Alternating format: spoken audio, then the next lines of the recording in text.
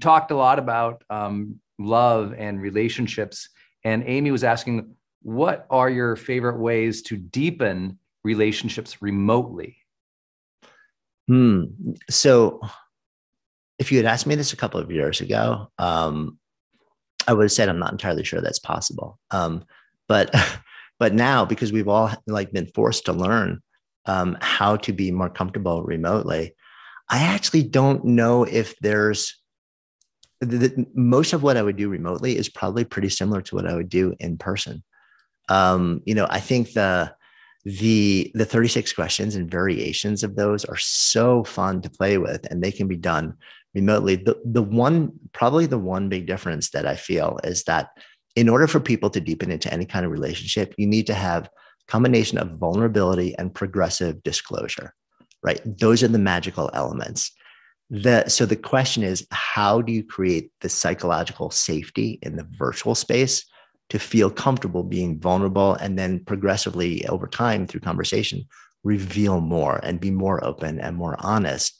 And a lot of that has to do with, I think, feeling really comfortable in the platforms, feeling comfortable in the space. And a lot of times also that just gets created by starting fairly shallow, and then like easing your way into a little, like sharing a little bit more, and a little bit more, a little bit more.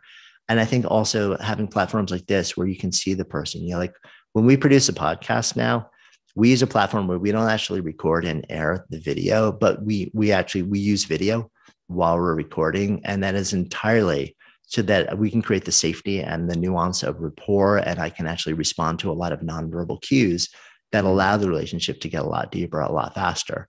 So I think there are a lot of little things that you can do, but technology has enabled so much more than I ever thought was possible. So I'm writing this book, and I'm creating a website so I can show pictures of my travels to people who get my book. And I feel like I need to decenter. I was trying to figure out what's going on, but I think every time I like jump in and do something scary, then I just need to decenter.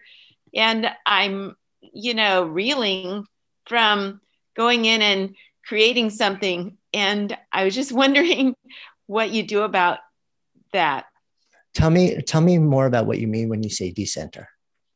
That's my description of, okay, so I'm focused and I did something amazing and I just have to rest for a while or something. I need to just like not have important things on. I don't know if it's a personality thing or what, but like all this computer stuff. I used to be a graphic designer, for God's sakes, and now I'm not, and all the programs changed already, and blah blah blah. So it's very intense when I actually get to get something done, and then I'm reeling from it, and I just sort of go and not do anything for a while, or maybe I play my little games or whatever, to just calm myself down or something. Yeah. I guess my where my mind goes is two things. One, has this been a long-term pattern for you, or has it really become more present in the last 12 months? Because if it's long-term, that's one thing. If it's more present in the last 12 months, we're all in that same boat with you. It's become so much harder to gather attention and focus in the last 12 months simply because of the circumstance of our lives, the world around us. So a huge amount of forgiveness. And a lot of times the creative bandwidth that we have is shorter, and we need more frequent bursts of recovery. That's it, recovery. Yeah. But that's the other word that keeps popping into my mind when you're talking, which is that I think sometimes we don't understand that when we sit down to intensely work on something that is creative and generative, it takes a huge amount out of us. We think that, it's going to fill us up. And when we're done, we're going to be bouncing around and filled with energy because it's the thing we're here to do. And it's filled with purpose and passion. And then, like for some people that may be true, but for a lot of people, it's really hard. For me, it's really hard. I need to literally, if I'm spending hours writing, for example, I generally don't want to be around people after that. I want to go out for a walk in solitude or just to kind of chill and do nothing or listen to really nice music because it's taken a lot out of me. I love doing it. It's the thing I'm here to do, but it also requires a certain amount of recovery, it consumes a certain amount. So I feel good about it, right? And long-term, big picture, it gives me energy, but sometimes in short bursts, I need to recover because I've given so much to the experience. And that's okay.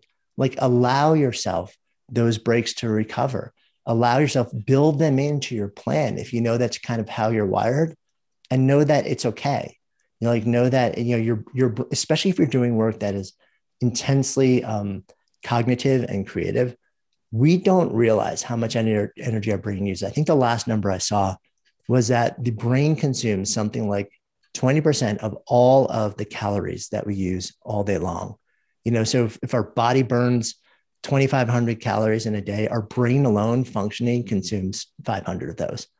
And if you're really, really, really intensely working in a cognitive way, it's probably even more. We need to recover from that.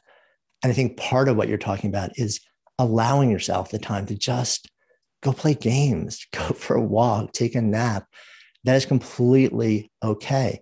If you look at many of the most productive and heralded scientists and artists in history, many of them had built-in naps and afternoon walks, hours long, every single day, because they understood that was necessary for them not only to survive, but to thrive and flourish in the work that they were doing. So hopefully that's maybe a little bit of a helpful reframe. Jonathan, I have some questions for you, buddy, from other people. Someone was talking about how I'm intrigued by how the brain differentiates between friendship experiences online versus in person. And we'd love to hear thoughts or any research about how those two things would be different and how you would approach those two things differently. Yeah, it's, you know, it is a really fascinating question. I've done a little bit of work on it, and I've had the opportunity to sit down with people like Sherry Turkle, who's done a whole bunch of research on the effect of screen-based interactions on friendship and on and also on the exact opposite of that, and on the effect of technology's asynchronous nature of conversations and how that affects our ability to make friends. And so there's a couple of different factors. And again, I'm not a neuroscientist. So these have been my observations. And this is what I've learned having the opportunity to actually sit down with people who are primary researchers in these areas, is that, you know, I think there are, on the one hand, the screen can be incredibly powerful because it flattens the world. You know, people you would never have met before, you can literally just open up a window and see them. And the ability to actually see all of the nonverbal communication, which is the vast majority of the way that we actually pick up information about other people, is incredibly powerful. When communication goes to the virtual domain and there's no video element to it, that can get interesting, right? Because we can't pick up nuance, we can't pick up subtlety. So we don't know if somebody's being sarcastic or you know, like self-effacing. We don't know if somebody is being. There's all sorts of nuance that gets left behind. So what do? We try and approximate that with emojis. You know, we've literally created a whole second language with like all these characters to try and add, oh, this is what I mean when I'm typing this, or when you see these letters or these words typed. But it really doesn't convey it because, you know, we pick up such subtle cues and facial expressions and body language and breath rates and the sound and intonation and rhythm of a person's voice that it makes it more difficult. So when you can actually have conversations like this, where we're hanging out, we can see each other, you know, you have a sense for who I am, and you can see a lot of the physicality of my presence. I think actually you can get pretty close. You know, but when you take a screen and you put it in the middle of it, there's no visual reference, and then there's no audio reference, and it's just text-based. That's where things can get a little bit more complicated. We lose nuance, and what some of the research shows is we also lose empathy. It's harder for us to empathize with somebody else when it's purely a text-based conversation. And there's another thing which is less intuitive, which is that whether it's text or social media or DMs, like which is sort of like overtaking text and stuff like that.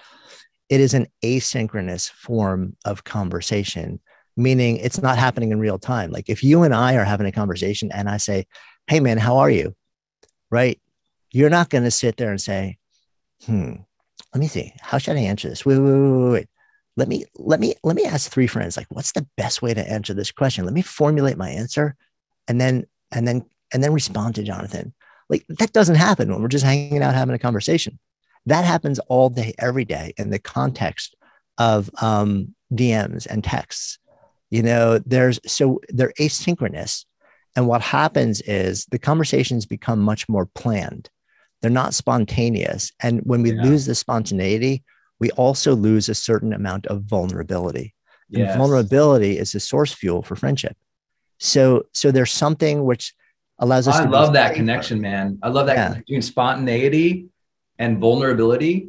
That's so true. You lose that a little bit with texting or DMing or emails or even sometimes like any asynchronous. You're losing that. Like, oh, let me share this because you just shared that, or I feel this way, because really you don't feel that way anymore. Now you're responding something, so you're thinking that way, but you're not feeling sometimes too. That's exactly. Powerful. Yeah, it's like so maybe you're a little safer. You won't mess up as much, but you also won't connect as much. Yeah, I love that. Evelia is asking, how do you help a college student whose transition to college has made her depressed and anxious? She's always been grounded, loved school, very athletic and very confident, loved by all, but now she's coming home on mental health leave. And I know it's a big question, but perhaps even just like where to start. Yeah. And this is a very, very common question, especially these days, especially at this particular moment in time. Let me be super clear. I am not a mental health professional.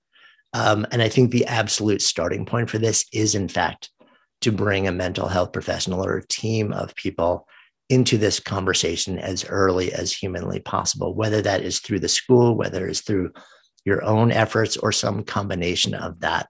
I think like for somebody who's struggling on that level, and that is absolutely not an unusual story at this moment in time. Yeah.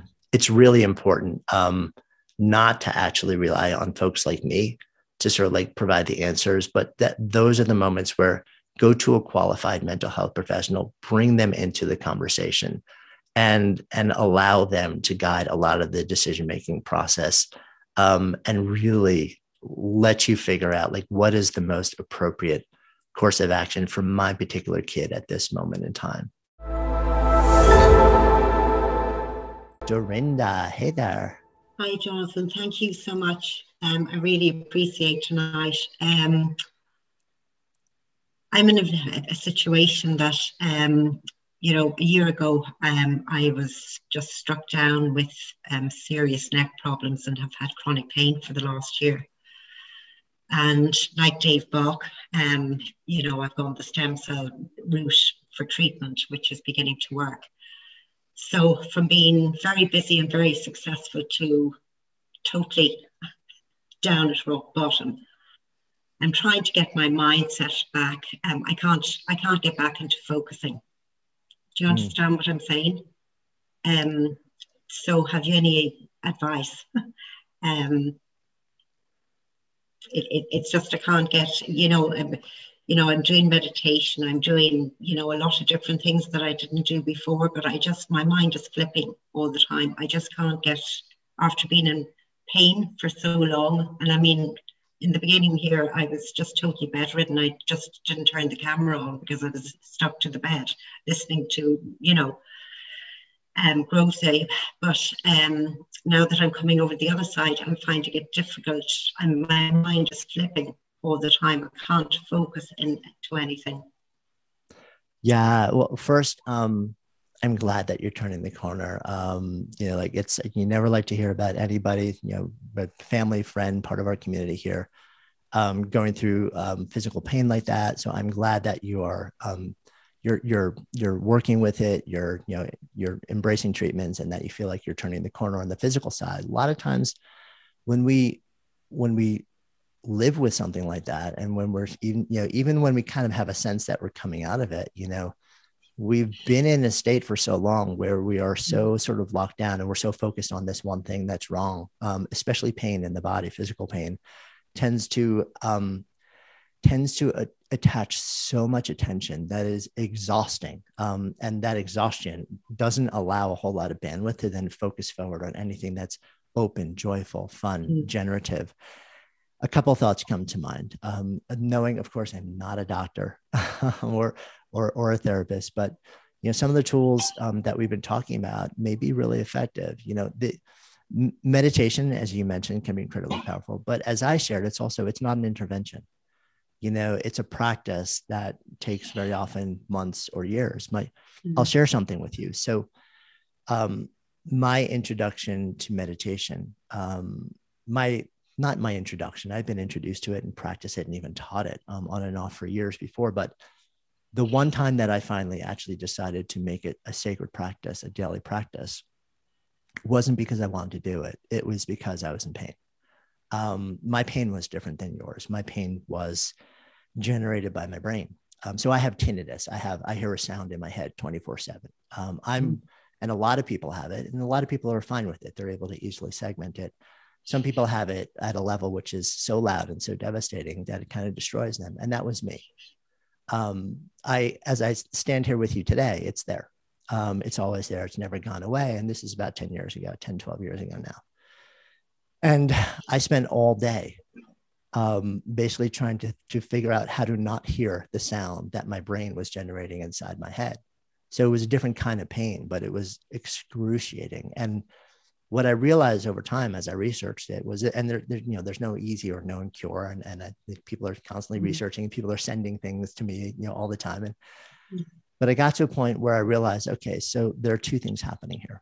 One is the actual stimulus. There's something in my brain. There's a switch that got flipped, which generates the sound, which is kind of brutal. But then I started to realize another thing, which is that I'm surrounded by sound all day. And like I was in New York City. So like a lot of sound all day. And my brain somehow is okay with that. And what I learned is that it learned to habituate to it. And the pain that I was causing by attaching to the sound and experiencing it as brutalizing and just not letting it go was actually worse than anything the sound itself was doing to me. And meditation to me, I started because I started wondering, and mindfulness in particular, not just meditation, but mindfulness. I started wondering if mindfulness was effective at tinnitus. And what I immediately found was that it can be incredibly effective at helping people move through physical pain. Not that it actually changes the stimulus that causes the pain, but that it can allow, it trains your brain to slowly be able to not just surround yourself with the stimulus, surround yourself with the actual experience of pain, but know that the stimulus is still there and constantly let go, let go, let go, let go, let go, let go, let go, over and over and over, thousands, tens of thousands, hundreds of thousands of times. And I began to wonder, if you could do that with physical pain, could you also do that with the sound that was in my head? It was brutal for the first chunk of months. But I sort of developed my own approach to mindfulness, a little bit of exposure therapy and breathing, that over a period of time started to let it go. Now, similar to you, when I was in the thick of it, I was not super functional because it was consuming so much of my bandwidth. And even when it wasn't, I was kind of psychologically exhausted and emotionally exhausted from being in that place.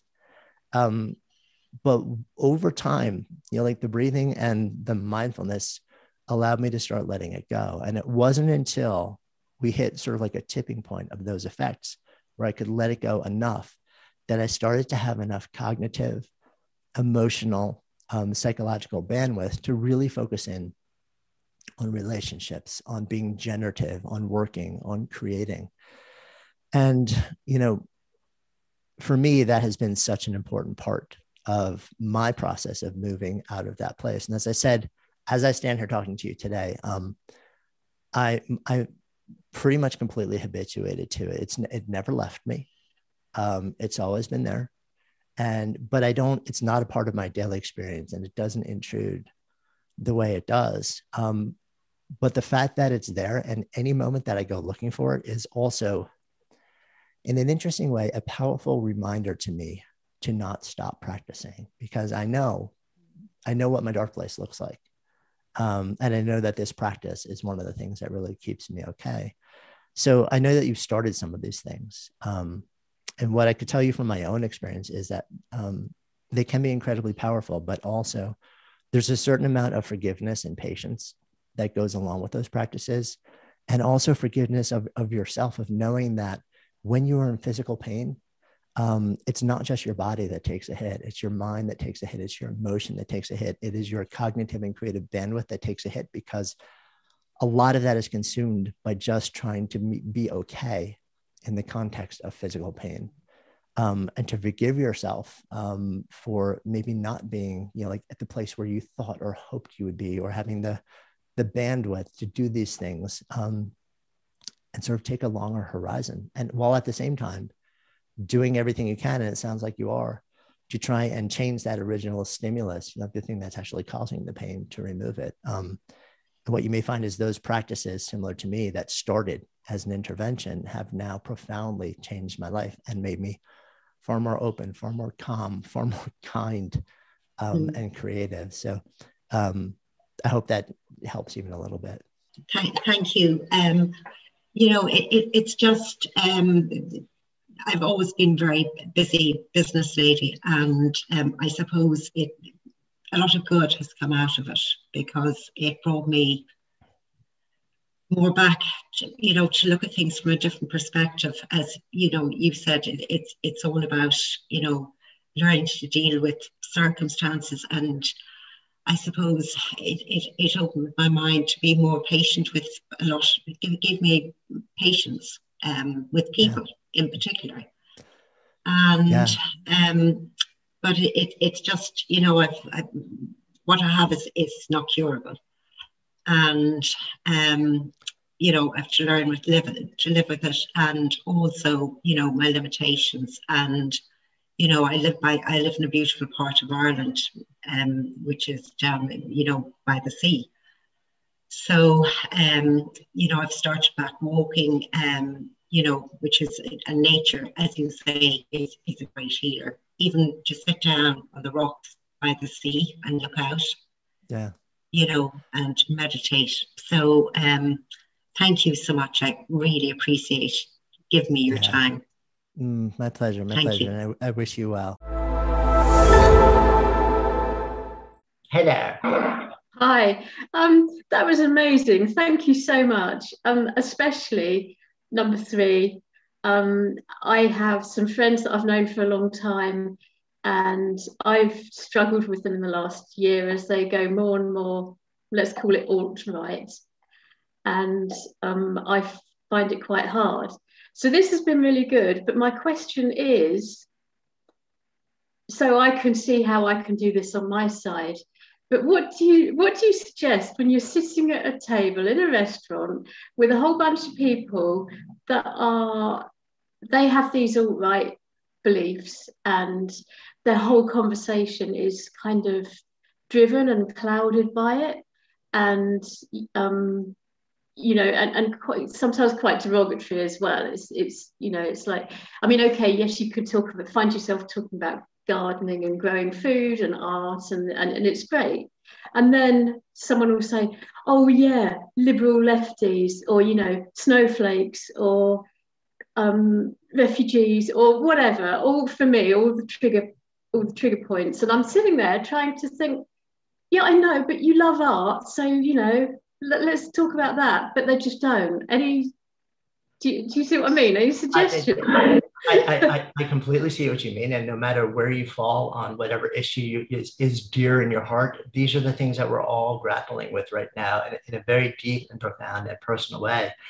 And I default to an uncomfortable answer, which is that we always want to know how we can change other people, how we can change their minds, how we can change their opinions and their perception of ideas and beliefs and of the moment. And sometimes we're thinking, why don't you just see the world the way that I see it? Yeah, there's a much bigger conversation about persuasion here and about a process of conversation. And there are all sorts of conversational skills if you are truly vested in the process of trying to understand another human being and then move them to a different point of view. And I think, maybe at some point that's a topic we'll explore together. But I think, in a shorter term, in the scenario that you're describing, the question is, like, how can I be comfortable in this moment? How can I find the one person where we really do have this values level connection and really just focus my conversation around them?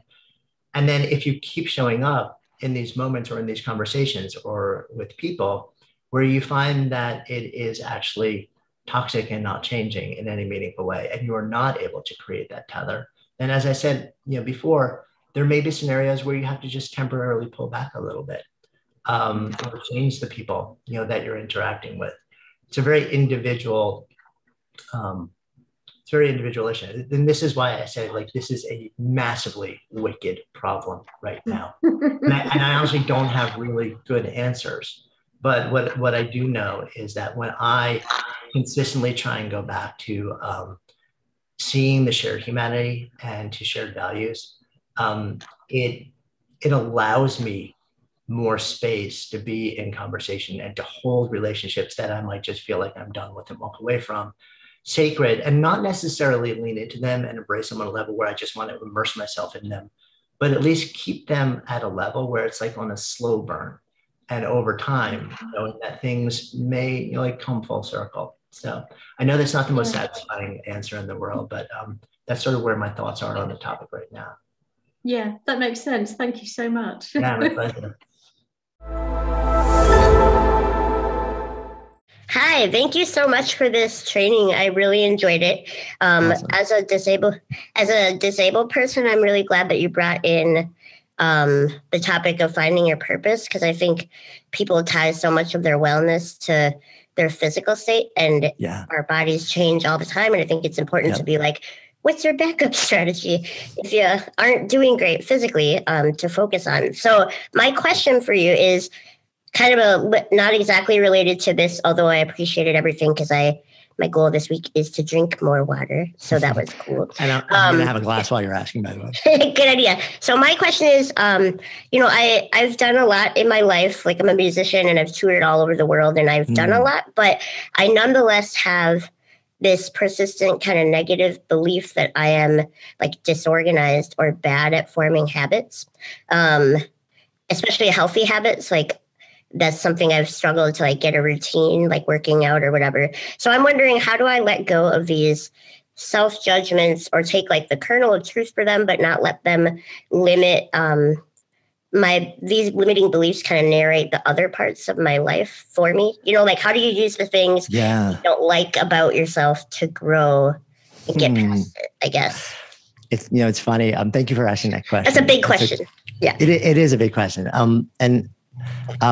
I remember watching on TV. It was a couple of years ago. There was one of those home improvement shows, and the star of the show was somebody who was fairly aggressive and very, very obsessive compulsive about what he did. And there was a moment in the show where he said, okay, I 100% own this.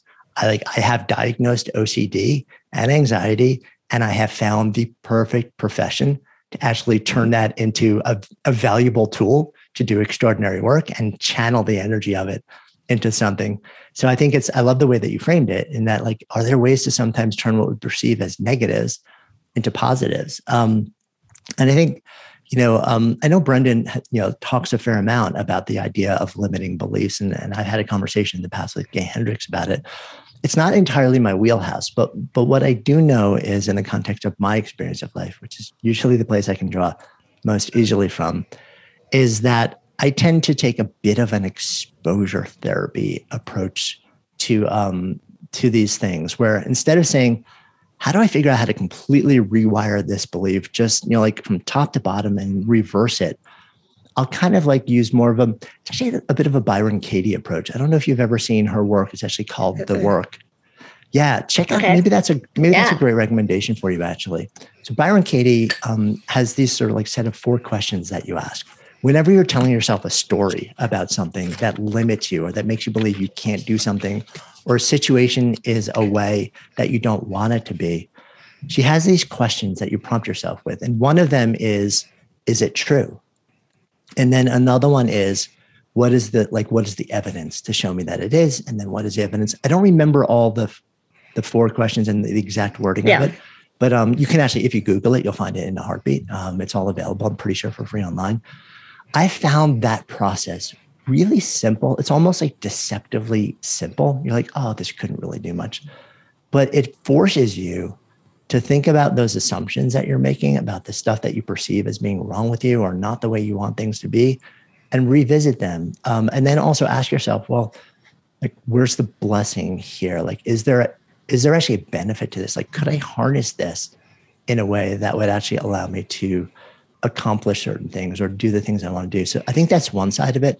And the other side for me is I tend to chunk things into much smaller pieces.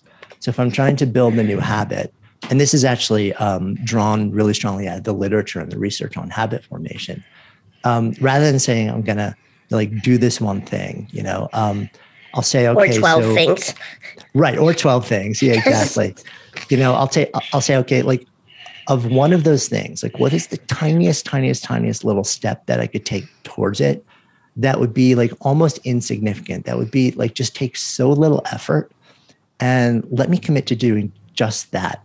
And let me set up my environment to support me to do just that. And here's the shift in mindset that we want to make when we do that. We know going into it that one little thing, that one little first step probably won't actually do anything. Like, it's not going to get us where we want to be. But what we're doing is we're building a pattern of behavior change and a pattern of action taking that starts to spiral upward and upward, upward. And that makes it more likely that we'll do that one little step every day, which then makes it more likely that we'll then do the next step and then the next step and the next step, until we eventually get to a point where we're 6 steps in and we're doing enough so that it actually will start to make a difference. But we didn't have to fight and struggle against it so much. It just became this like really easy incremental process moving into it. And that's, from the research that I've seen, that's how really long lasting habit change happens. It's almost never really big, immediate things. It's this slow incremental thing where it feels almost effortless. In the beginning, you feel like it's not even moving the needle, but the adjustment that we make is it doesn't have to in the beginning. It's just about creating the new behavior. And then over time, that behavior will compound on a level where it actually is moving the needle. So I hope that was even a little bit helpful for you. Yeah, because I think that the positive, like the good part about that is that you are not always fighting. So those negative messages aren't always running through your mind if you're starting tiny. Yeah. So thank you. Yeah, thank you. Yeah, my pleasure. My pleasure. Well, Desh is basically asking, how do you balance the 4 areas of your vitality basket to ensure that there's harmony in what you're doing day to day? Yeah, that's such a good question.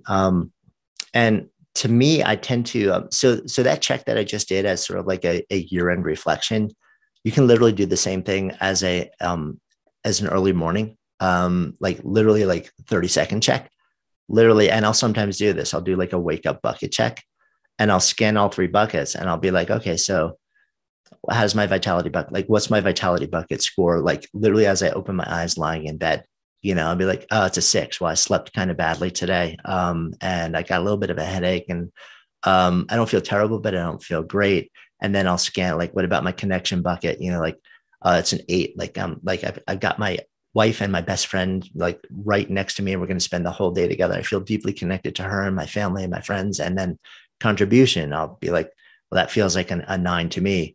And then immediately what that does is it tells me, well, where am I probably going to focus a little extra love or a little extra intentionality that day? On my vitality bucket, right? Because that's the one that's running a little bit low. And then I'll do like the second level thing, and I'll look at those different elements, and I'll literally, in the blink of an eye, I'll give them just like a really quick raw score, because very quickly, that's actually going to tell me where to focus even more narrowly my energy to just give a little bit of love to something. Let's start out with Luciana. Yes, it's Luciana. Beautiful. I'm from Brazil. Wonderful, wonderful. It's an honor to ask you a question. It was a great lecture. Thank you very much for that. My question is how to overcome or to deal with imposter syndrome when we don't feel prepared for something we are, right? Yeah, well, I'm sure nobody here has ever experienced that, right? It's interesting how much that phrase is sort of like becoming a part of common conversation these days. And I feel like as so many people have become so much more visual through social media, through videos, through, that it's kind of becoming a bigger part of the conversation as well. It's interesting. I've heard a lot of different takes on imposter syndrome. There's actually academic research on it that tags it more to certain gender identities, that describes the phenomenon. I've heard very little really good grounded work on how to deal with it. But my approach to it is actually really similar to what we've been talking about. You know, if you think about imposter syndrome, what are we really talking about? We're talking about self-talk that says, I need to in some way be public about something. And public could just be with one other person whose opinion you care about. Maybe it's a partner or a family member or a colleague at work, right? So I need to be public in some way with somebody whose opinion I care about. And I have to share a point of view. I actually have to take a position, right? Because we don't have imposter syndrome if we just know that we have to be present, but not open our mouths or write something or create something where other people will potentially judge us. So it's really about a fear of judgment and a fear of being outcast and a fear of rejection, right? And it's about stepping into a place of uncertainty. So imposter syndrome to me is just another word for a desire for absolute certainty or absolute confidence before you agree to do or say something. So if you reframe it that way, then all the tools that we've talked about today apply equally to the experience of imposter syndrome, right? The awareness and ease practices, the bravery practices, especially chunking stakes, can be massively helpful in dealing with imposter syndrome because you can just commit to tiny, tiny, tiny little things and then build on them. And then realize that there was no basis for you doubting yourself. Or sometimes and you will all learn pretty quickly that I can take a different lens on a lot of things. Maybe imposter syndrome is actually teaching you something. Maybe it's telling you something. Maybe it's a signal that says, you know what, maybe it's actually, there's no basis for it. And it's just a matter of training in the skills that allow you to actually develop and share a point of view or take an action with the world. And know that, you know, like it may not be accepted, but you have to keep doing it. But maybe imposter syndrome or that impulse is also telling you, maybe my impulse to actually be public with a point of view is not entirely grounded at this moment in time. It's interesting. We have, I mentioned the spark archetypes. One of those archetypes we call the sage, and it's the impulse to illuminate. People in an easier way would be to describe that as an impulse to teach. You know, like there's something in my head, but my bigger impulse is just immediately, the minute I know something, I got to tell somebody else. And what we find with some sages is that sometimes, especially younger sages, the impulse to share runs ahead of the body of knowledge worth sharing. So that sometimes happens with us.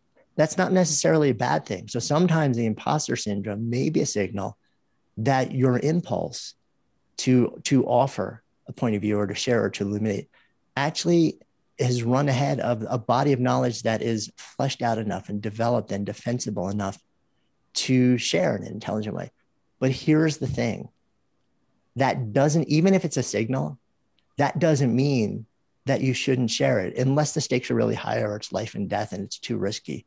Because generally the way that we learn about that difference and we tease it out, whether it's a signal to spend more time really sort of like developing the ideas or to just share, is we share it and we see how people respond to it. And sometimes they welcome it and they're like, wow, that's really cool and different and thank you. And sometimes they're like, but what about this? And then you realize, oh, I didn't think about any of that. And then you realize that that thing that we call imposter syndrome maybe was actually a signal that says, you've got so much to offer, but maybe add to your process. You're like thinking through these things in a different way as you offer them. So that thing, it's not that you share it anymore. You keep sharing it and you learn through this feedback process, this interaction process. You learn about yourself and how to balance cultivating knowledge acquisition and actually stepping up and sharing who you are, your skills, your values, your truth. Is that helpful? Yes, a lot. Thank you very much. Awesome. Yeah, it was my pleasure. This can be your day for personal growth. This can be that day you committed to and you remember and you go, that was the day I got myself a community. I got better coaches. I committed to making my life the absolute best that I could. This is that day. Make today your growth day. Click the button on this page and sign up right now.